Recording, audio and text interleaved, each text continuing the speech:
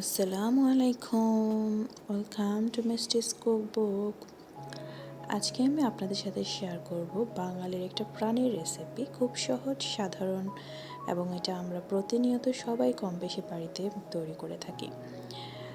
তো এটা হচ্ছে মিক্সড ডাল। আমরা কম বেশি সবাই ডাল তৈরি করি বা ডাল আমাদের রেগুলারই মেনুতে থাকে। তবে মুগ ডাল বা মসুর ডাল আমরা আলাদা আলাদা কুক করি। তো আমার মতো কে কে দুটো ডাল একসাথে মিক্সড করে কুক করেন কমেন্টে অবশ্যই জানাবেন। আজকে আমি সেটাই আপনাদের সাথে শেয়ার করতে যাচ্ছি।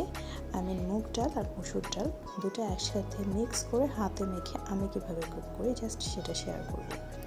তো চলুন দেখে নিই যে আমার কী কী লাগছে এটার মধ্যে এবং পুরো প্রসিডিউরটা আমি কিভাবে কমপ্লিট করি। তো আমি এখানে কেটে নিচ্ছি পেঁয়াজ, রসুন, আদা। পেঁয়াজটা আমি নিচ্ছি ফোড়নের জন্য, আদা রসুনটা আমি কুচি করে যখন ডালটা আমি মাখাবো তখন সেখানে অ্যাড করব। কিছুটা রসুন রাখবো আমি ফোড়নের জন্য। তো আমি রসুনগুলো আর পেঁয়াজটা পিল ছাড়িয়ে নিয়েছি। এখন আদাটা পিল ছাড়িয়ে নিয়ে সবগুলো ভালো করে ওয়াশ করে আমি এগুলোকে চপড করে নেব। তো পেঁয়াজটাকে আমি চপড করে সাইড করে রেখে দিচ্ছি ফোড়নের জন্য। দেন আমি আদা রসুনটা কেটে নেব।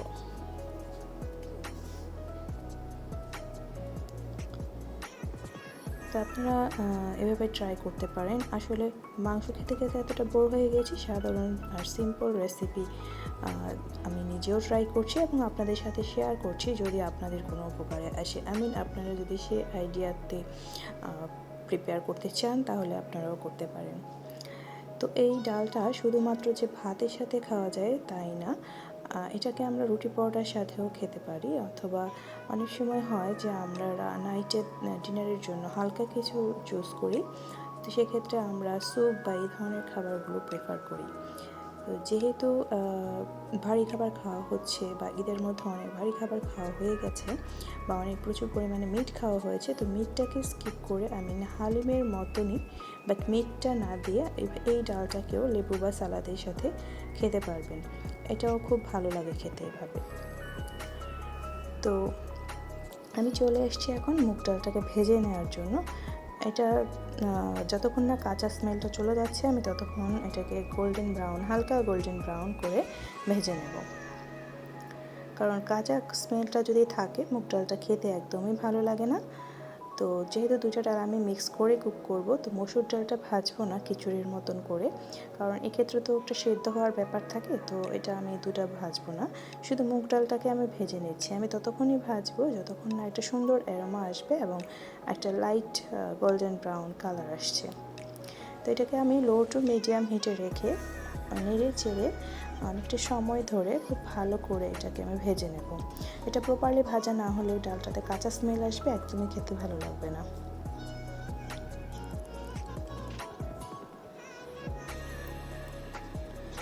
ভালো লাগে লাইক, কমেন্ট, শেয়ার, সাবস্ক্রাইব করে পাশে থাকবেন। পরবর্তীতে নতুন ভিডিও নোটিফিকেশন পেতে বেল আইকনটা প্রেস করে দেবেন।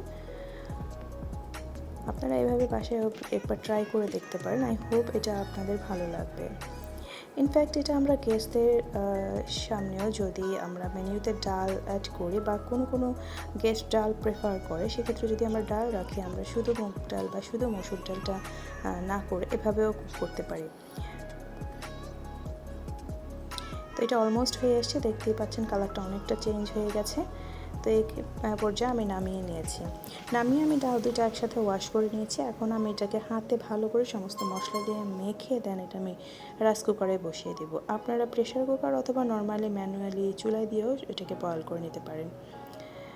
তো এই তো আমি দিয়ে দিয়েছি এখানে গরম মশলা, দারচিনি, এলাচি, তেজপাতা।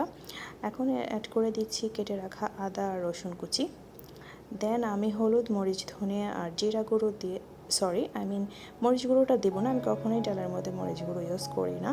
এক্ষেত্রে আপনারা যদি প্রেফার করেন বা আপনাদের খেতে ভালো লাগে আপনারা অ্যাড করতে পারেন। তো আমি দিয়ে দিচ্ছি আমার মেজারমেন্ট অনুযায়ী এখানে 2 টিস্পুন হলুদ গুঁড়ো, 2 টিস্পুন দিয়ে দিচ্ছি ধনে গুঁড়ো, দেন আমি 1.5 টিস্পুন দিয়ে দিয়েছি জিরে গুঁড়ো।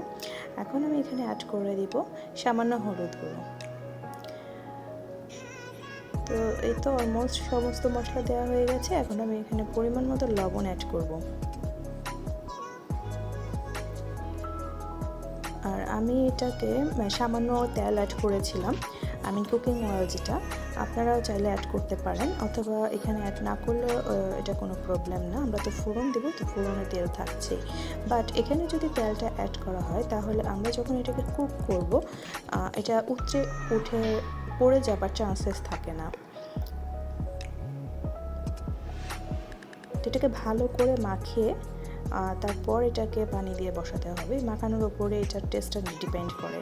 তো আমি এখানে গরম পানি ইউজ করব, আপনারা ডাল রান্নার সময় সবসময় ট্রাই করবেন গরম পানিটা ইউজ করার। তো গরম পানিটা ইউজ করলে হয় কি যে ডালের কালারটা ঠিক থাকে, কালো হয়ে যায় না বা দেখতে খারাপ লাগে না। তো আমি এখানে অ্যাড করে দিলাম পরিমাণ মতো পানি। এটা বয়েল হওয়ার পর আরও কিছু পানি অ্যাড করতে হবে, বাট এখনই আমি পুরোটা ভরে দিচ্ছি না, তাহলে এটা পড়ে যাওয়ার চান্স থাকবে। তো এই তো কিছুক্ষণ পর এটা প্রপারলি ফুটে উঠেছে, এখন এটা সেদ্ধ হতে টাইম লাগবে। তো সেদ্ধ হয়ে যাওয়ার পর পুরোটা কমপ্লিট হওয়ার পর আমি এখানে ফোড়নে চলে এসেছি। আমি দিয়ে দিয়েছি পরিমাণ মতো তেল এবং জিরা দিয়েছি ফোড়নে। আপনারা পাঁচ ফোড়নের বদলে জিরা দিয়ে ট্রাই করতে পারেন, জিরে অথবা মেথি দিয়ে ট্রাই করতে পারেন, দুইটার স্মেলই খুব ভালো আসে। তো এভাবে জিরে আর আমি এখানে কেটে রাখা পেঁয়াজ রসুন কুচি দিয়ে দিলাম। তো এটাকে আমি ভালো করে ফোড়নের জন্য রেডি করে নিয়েছি। ফোড়নের পেঁয়াজ বা রসুন যদি প্রপারলি ভাজা না হয় তাহলে ফোড়নটা ভালো হয় না। তো আমি এটাকে একদমই পুড়ে ফেলবো না, বাট একটু ডার্ক করে আমি এটাকে ভেজে নেব।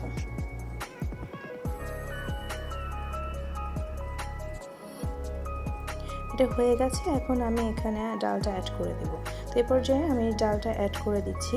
এখন ডালটা অ্যাড করার পরে এটাকে আমি ঢেকে 5 to 7 মিনিটস এটা আস্তে আস্তে করে আরও কিছুটা সময় হবে, তাহলে এই ফোড়নের সমস্ত স্মেলটা এই ডালের সাথে প্রপারলি মিক্স হয়ে যাবে এবং এটা খেতে অনেক ভালো লাগবে। আমরা যদি এ পর্যায়ে ঢাকনা খুলে কুক করি তাহলে এটার স্মেলটা অনেকটাই চলে যায় এবং ভালো লাগে না খেতে। তো এই তো প্রিপেয়ার হয়ে গেছে আমার মিক্সড ডাল, বাঙালির প্রাণের রেসিপি ডাল এবং মিক্সড ডাল, মুগ মসুর ডাল। তো আপনারা কে কে এভাবে ট্রাই করেছেন আগে এবং এটা আপনাদের কাছে কেমন লাগে অবশ্যই জানাবেন। যদি ট্রাই না করে থাকেন তাহলে এভাবে ট্রাই করতে পারেন, আই হোপ এটা আপনাদের ভালো লাগবে। এটা কিন্তু এভাবে শুধু শুধু লেবু বা শসা এরকম হালিমের মতন করেও আপনারা টেস্ট করতে পারেন, এটা ভালো লাগে। তো এভাবে ট্রাই করবেন, ভালো লাগলে লাইক কমেন্ট শেয়ার সাবস্ক্রাইব করে পাশে থাকবেন। দেখতেই পাচ্ছেন কতটা ঘন হয়েছে। মুগ ডালটা আমরা বা মসুর ডাল, মুগ আর মাছ ডালটা তো আমরা একটু গাঢ়ই খেয়ে থাকি, তো এটা আমি সেভাবেই কুক করেছি।